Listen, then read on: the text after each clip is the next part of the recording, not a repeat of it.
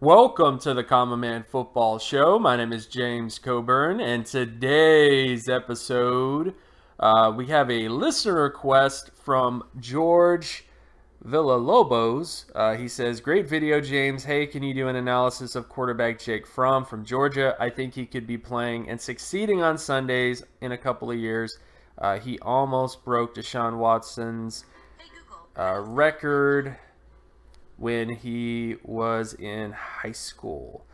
So let's do it. Let's get into some Jake Fromm action. Now, if you're new to the channel or new to the data work that I do, I'm mainly going to be focusing on high school production data and FBS production data with regards to Jake Fromm in terms of his season so far this year. And this is not going to include the championship games. So those definitely could help him or not help him. It just depends on how well he plays. However, this is just a general kind of view on what his high school production data says, what his college production says, and then I'm also going to throw Justin Fields in here because, of course, he is going to be committed to Georgia, and there's going to be a little, there's obviously going to be some competition. I would think so for the quarterback position. So definitely kind of threw him in as well at the end to kind of give a general kind of view of the quarterback situation at Georgia. Now, in terms of what high school production data is, so if you're new to the channel, you don't know anything, go to the description where there's going to be terms and definitions. But high school production essentially is completion percentage plus touchdown to interception ratio compared to all high school peers during that time period from 2004 to 2017 at this point. So that's what high school production data is. If you have a very high touchdown interception ratio, a very high completion percentage compared to the rest of your peers, you're going to score higher. If both those numbers combined score higher. If you don't, you're going to score lower. And the FBS production data is the same touchdown to interception ratio plus completion percentage, but adds in a layer of strength of schedule. So the tougher your strength of schedule is, the better your score happens. And the reason I added this element to it is, one, it helped to filter down quarterbacks a little bit, but also it was just sort of a good way to kind of give you some context in terms of the strength of schedule that they played and those other sort of factors. Because obviously a quarterback who plays at Alabama or Georgia is going to face a tougher schedule than somebody who plays at Georgia State.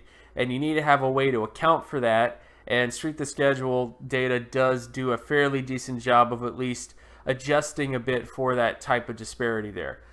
Now let's get to the actual data. So getting into Jake Fromm's high school production data, his best season in terms of high school production data was as a sophomore, where he had a 75.57 out of 100 high school production score. Based on the data since 2004, the average high school quarterback score of an 80 or higher FBS quarterback, 80 or higher meaning 80 or higher quarterback scorer. So essentially based on FBS Stat Score, typically speaking, the quarterbacks who score 80 or higher score 78.8 or higher when it comes to their high school production score. And the average quarterback score of a 90 or higher FBS QB typically is, since 2004, is 84 or higher. So basically quarterbacks who score in the 90 percentile or higher of FBS quarterback scores, typically speaking, score 84. Average is 84, and then the average for the 80 or higher is 78.8. Jake Fromm missed the average by a couple points. Does that mean that he's not going to become an 80 or higher or a 90 or higher FBS quarterback? No, because it's an average. So he's below average, but he's not significantly below average. That's the biggest thing. When it comes to high school production score, you're typically just looking for a guy to score above average.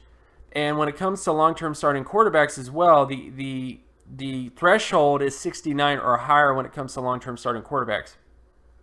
So Fromm hit the starting quarterback threshold when it comes to NFL quarterbacks, and he missed out on the averages, but that doesn't necessarily mean that he's not going to become an 80 percentile or 90 percentile or higher quarterback. It just means that he doesn't fall within the average score of those players. And I would say it's perfectly within reason that he could end up being an 80 percentile or higher performer or a 90 percentile or higher performer.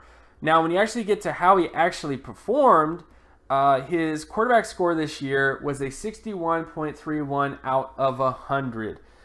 Based on his data, the reason why he scored so low is because he definitely had a very good touchdown to interception ratio. I mean, he had a 90.65 touchdown to interception ratio, but he only had a 15.53 completion percentage based on a 10-year average over time. So the biggest thing that's really holding Jake Fromm back is just his completion percentage. But every other area of his game, from touchdown to interception ratio, yards per attempt, adjusted yards per attempt, and quarterback rating, is all very, very, very high.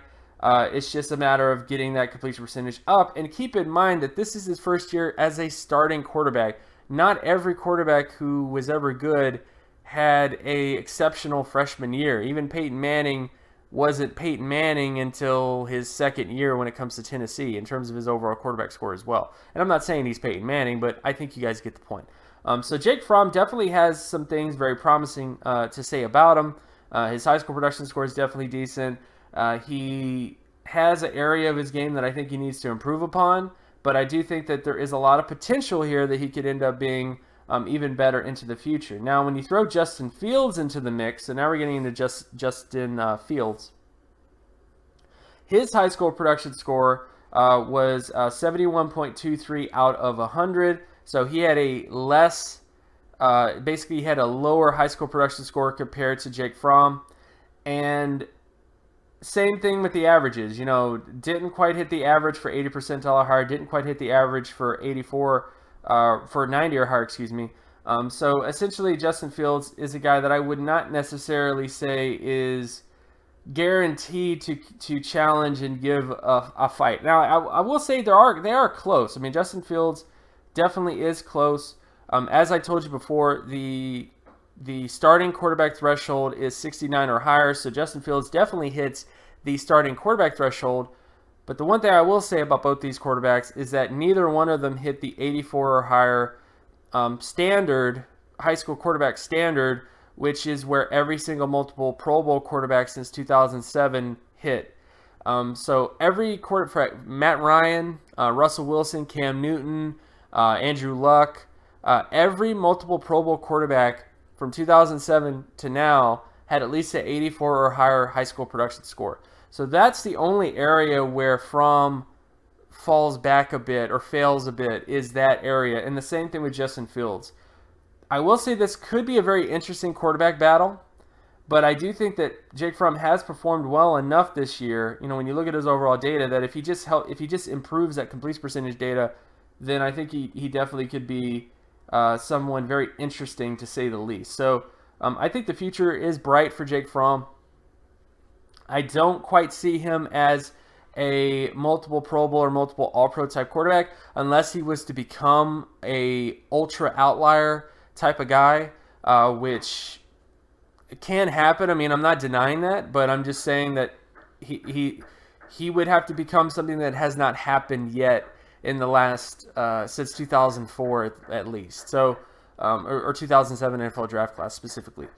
So that is basically the profile here. So that's all the information. You know, that's the high school production data for Jake Fromm.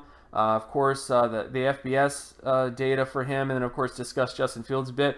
Again, I think the future is pretty bright for him, at least with Georgia. But I do think that the high quality, like Pro Bowl and All-Pro potential with him is not necessarily 100% in the cards.